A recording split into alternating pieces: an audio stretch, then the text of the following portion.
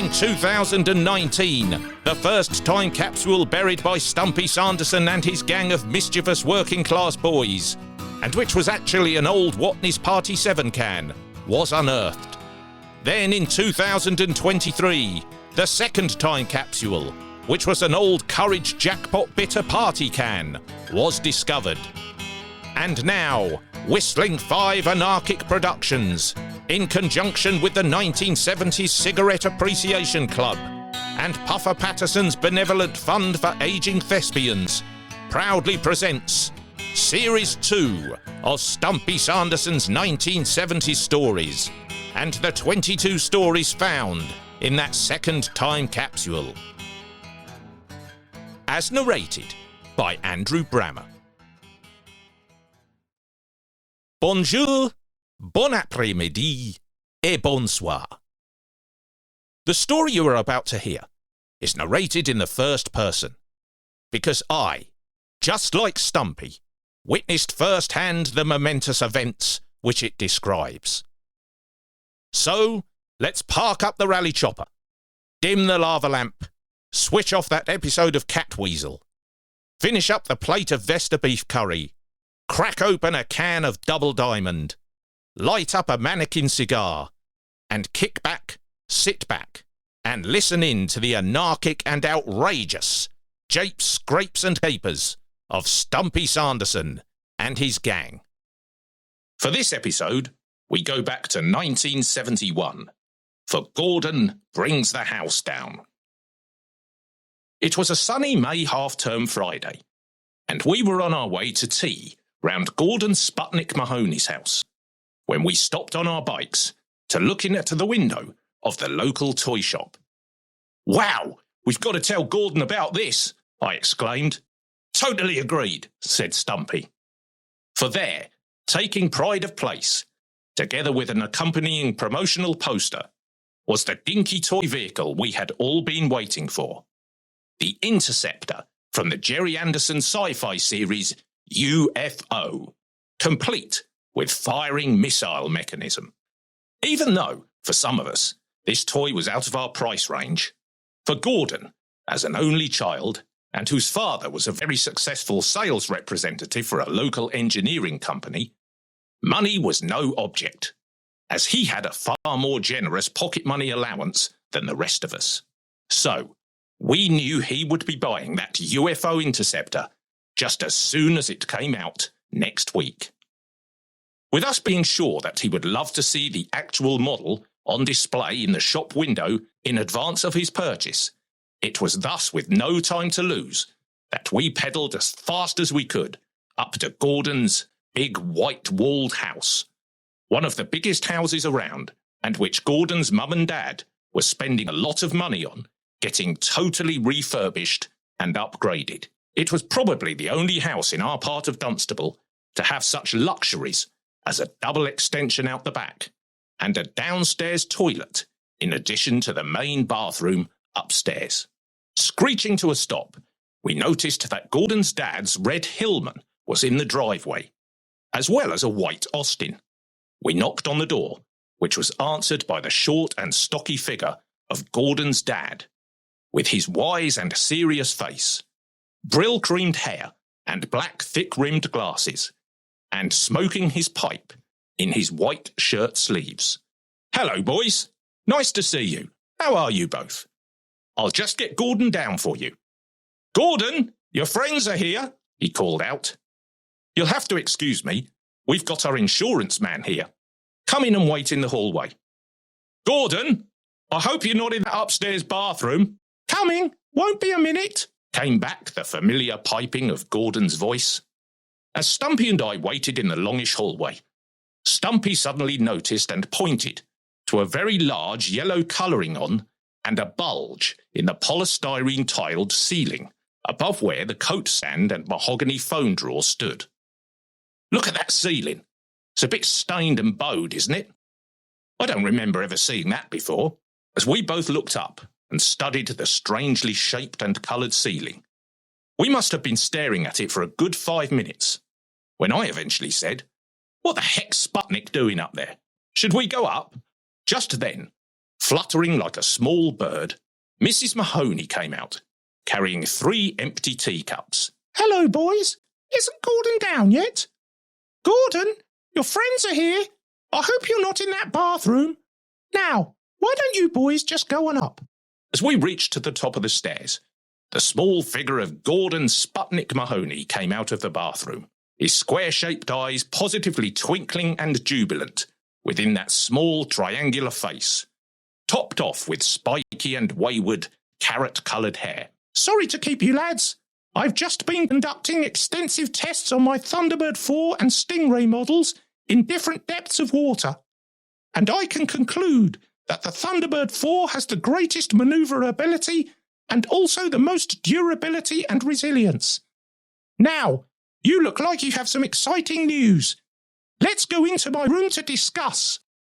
Gordon's bedroom was a paradise of Gerry Anderson merchandise, a whole Aladdin's cave of toys, models, playing cards and annuals from Captain Scarlet, Thunderbirds, Stingray, Joe 90, Fireball XL5. But we just knew that pride of place was going to be reserved for that Interceptor, the first of the planned dinky toys from the UFO TV series. As he offered us each some packs of UFO sweet cigarettes, we proceeded to tell him all about the shop display. "Oh, gazooks! I've got to see it before I pick mine up next week. Let's take a ride down there before tea." So, heading back out onto the landing, we started to make our way back down the stairs, when Stumpy suddenly stopped. "Everything okay?" I asked. "I thought I heard running water," said Stumpy. We all stopped, cocking our ears. "No, it's nothing." "Come on," said Gordon, clearly in a rush. "Let's get to that toy shop." When we got down to the hallway, and just as we were going out of the front door, Stumpy mentioned to Gordon about the strange yellow-stained bulge in the ceiling. "Oh yes, that all appeared a couple of weeks ago. We've got some issues with some rotten upstairs floorboards and one of the side walls. I think that's why my mum and dad are with the insurance bloke. We had the builder round earlier. I think he's coming to sort it out next week, before they start on the next new extension we're having." So, thinking no more of these matters, we biked back down to the toy shop. And after having spent a good half hour or so down there, while a google-eyed Gordon spouted forth a slew of technical details about the green UFO Interceptor, we then headed back to Gordon's for our tea. Our plans for after tea being to carry out trials with Gordon's Spectrum Pursuit vehicle, Maximum Security vehicle, and Spectrum Patrol Car dinky toys from the Captain Scarlet TV series, in order to determine which one was better at going top speed down the wide wood of the staircases in a stringer. After we knocked on Gordon's front door, Mrs. Mahoney answered, again fluttering like a bird. "There you are, boys. I thought you were going to be late for your tea. Now, if you need to use the bathroom for anything, please use the downstairs toilet, as I'm sure Gordon has explained." Baffled, Stumpy and I looked at Gordon, who now wore a peculiar combination of bemusement, sheepishness, and furtiveness. At this point, Mr. Mahoney and a very large and flan-faced man from the Prue emerged from the living room. The insurance man wearing a beige Mac and carrying a battered brown briefcase. It was then that Stumpy nudged me, for above us there now seemed to be a definite wet patch appearing on that yellow-stained bulge in the ceiling, and what definitely looked like a trail of water droplets coming down the wall near where the mahogany telephone stand was. Stumpy then nudged Gordon, whose colour, when he eyed what we saw, started to visibly drain from his face. Even more so when the man from the Prue said, "Would you mind, Mr. and Mrs. Mahoney, if I just went upstairs to have one more look at things?" The synchronicity of the events that followed was astonishing. As the man from the Prue started to climb the stairs, Gordon shrilly shouted, "I just need to quickly check something upstairs." He darted rapidly like a motorised shrew up behind the man from the Prue, trying to squeeze his small body past him, but being unable to do so due to there being simply no room available to pass this slow-moving truck. as Stumpy and I looked on in astonished bemusement, and both Mr. and Mrs. Mahoney shouted out as one to Gordon as to what he was doing and to get back down the stairs at once, the bulk of the insurance man reached the top. As he did so, he immediately shouted down that the landing carpet outside a bathroom door was soaking wet, bound forwards with great strides, opened the bathroom door, only to be confronted by the sight of water everywhere, splashing all over the floor from an overflowing bath, both taps running on full, and a Thunderbird 4 and a Stingray plastic model bobbing up and down in the full bath, but holding their own within the swirling ocean. With a great shout of, "Whoa! Crikey!" the great weight of the man from the Prue splashed across the floor to the bath to turn off the running taps. And as we stood in the hallway, me, Stumpy, Gordon, and Mr. and Mrs. Mahoney, all aware of the commotion and shouts upstairs, but all of us unaware, apart from Gordon, as to the possible reasons for them, a horrible groaning and grating sound like the creaking of a great sinking tramp steamer came from the ceiling. "What the devil is that?" shouted Mr. Mahoney. And then, with us all watching in dreadful and horrified fascination, as that yellow-stained bulge began to swell to an even bigger size, we heard an awful cracking sound, and to our horror saw a great split begin to appear in the ceiling. At precisely the same moment that Mr. Mahoney shouted, "Take cover!" and frantically grabbed the panic-stricken Mrs. Mahoney and propelled them both back through the safety of the front room door, Stumpy shouted to us, "Evasive action!" Just in time, Stumpy, me and Gordon all dived and jumped as far as we could down the hallway. Split seconds later, the weight of all the water in that bath and on the bathroom floor, combining with the recently discovered problems of the rotten and exposed floorboards, the questionable construction of the side wall, and the considerable weight of the enormous man from the Prue, led to the ensuing carnage. With a horrible splintering noise and the awful sound of a collapsing ceiling structure, and amidst a cascade of water, building debris, splintered floorboards, and polystyrene tiles, half the bath proceeded to drop through the ceiling. A great portion of the ceiling collapsed. A torrent of bath water poured into the hallway, and then another great shout of "Whoa!"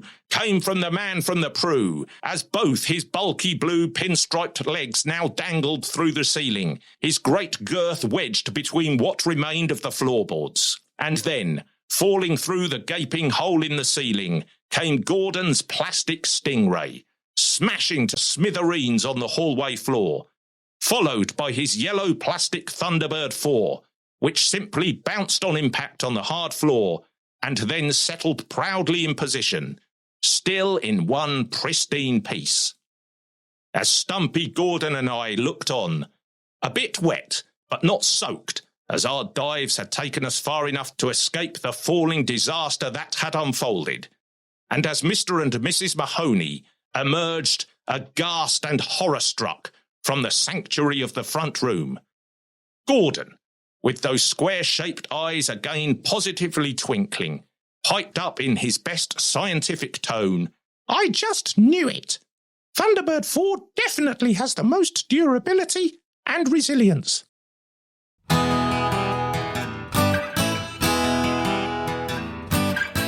Thank you for listening to this episode of Stumpy Sanderson's 1970 Stories.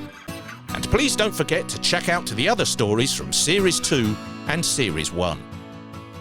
You can also follow Stumpy Sanderson's 1970 Stories on Facebook, where you can keep up to date with all the news about live shows and other Stumpy events. There's also the website, www.stumpysanderson.co.uk, and the Stumpy Sanderson's 1970 Stories YouTube channel. And you can get in touch with me at andrew@stumpysanderson.co.uk. Until the next story, au revoir et bonne nuit, and keep grooving. Yeah. This podcast has been recorded using a DIY punk rock philosophy. Yeah.